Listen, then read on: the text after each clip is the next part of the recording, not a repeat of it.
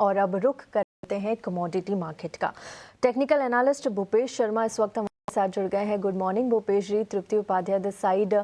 सोने चांदी के साथ शुरुआत करेंगे। यूएस में शटडाउन खत्म होते ही हमने देखा कि सोने में मुनाफा वसूली यहाँ से शुरू हो गई है। 1% की करीब गिरावट सोने में दिख रही है।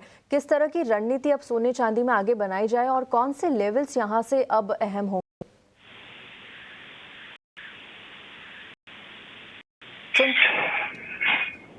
भूपेश जी, आप सुन पा रहे हैं मुझे?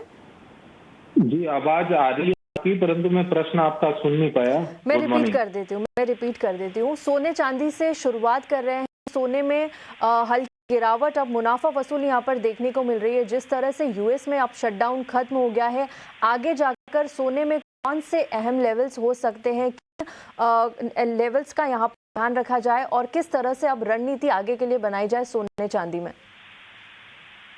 जी, अगर सोने चांदी की बात करें तो सोने और चांदी में एक अच्छी तेजी 2 सत्र में देखने को मिली और उसके बाद एक छोटी मुनाफा वसूली आना एक लाजमी है। तो मुझे लगता है कि अगर हम ट्रेंड की बात करेंगे यहाँ पर और मोमेंटम की बात करेंगे तो ट्रेंड और मोमेंटम अभी भी पॉजिटिव बना हुआ है बाजारों का।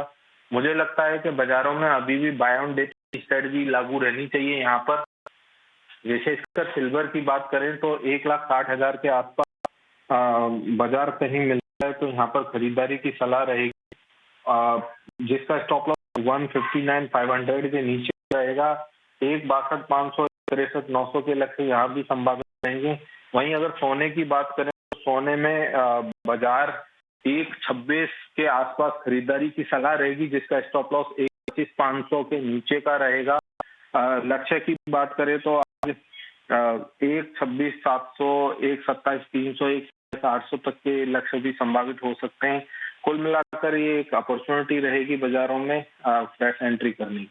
चलिए, खरीदारी की रणनीति आती हुई सोने चांदी में टारगेट तक चांदी की बात है 1,62,500 से लेके 1,63,900 और जहां तक सोने की बात है 1,26,700 से लेके 1,27,800 के टारगेट्स आप रेकमेंड कर रहे हैं। भूपेश, कच्चे तेल की हम बात करते हैं। यहाँ पर कीमतों जिस तरह से हम देख रहे हैं एक दायरे में घूमता हुआ और देखिए ओवर सप्लाई सिचुएशन तो बनी हुई है, लेकिन छिटपुट ट्रिगर्स की वजह से हम देखते हैं कि कीमत थोड़ी सी बढ़ जाती है। अब यहाँ पे ट्रेडिंग के लिहाज से कुछ इनिशिएट करना चाहिए। जी, क्रूड में अभी बाजार अनिश्चितताओं के दौर में चल रहा है। एक दिन 2% घटता है, एक दिन 2% बढ़ता है।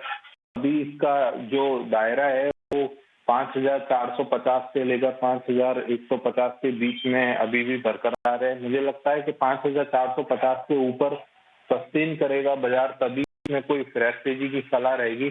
अन्यथा बाजारों में जो रेंज है अभी बरकरार ही रहनी चाहिए।